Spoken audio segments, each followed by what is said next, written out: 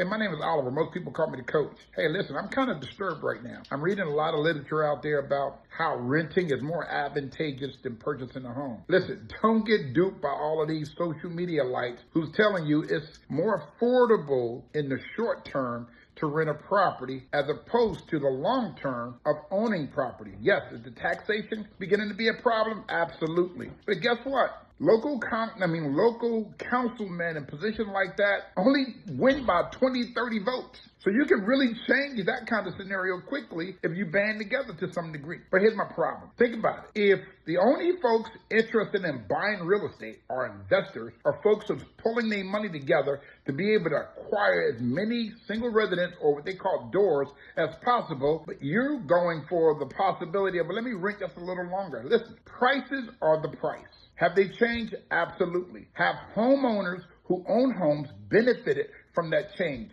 100%. Have renters benefited from that change? No. What's happening is, let me tell you, 22 years in the military, one of the things I hated to do was relocate. What we call a permanent change of station, where I had to get up all of my belongings, schedule for movers, move to a location, find out what's going on in that community, and try to reestablish myself. Think about it, 3, 5, 7 years from now. If you don't own a house and you're at the liberty of the landlord as a tenant, what's going to happen? You're going to continually finding yourself moving. There's no stabilization in moving all the time from place to place. So here's my recommendation. Find a way to buy a house, even if it's not the one you love or like. Get to love and like it, but find something while the getting is good so that you can invest your time in that property and benefit from the yield or the appreciation rate if possible. In addition to that, the taxation is also a plus. And people don't factor all that in when they're hyping things up for that minute or two. Listen to the coach. I've owned houses. I only rented once or twice in my life. And I can tell you right now that I would probably, God willing, and the creek don't rise, will never go back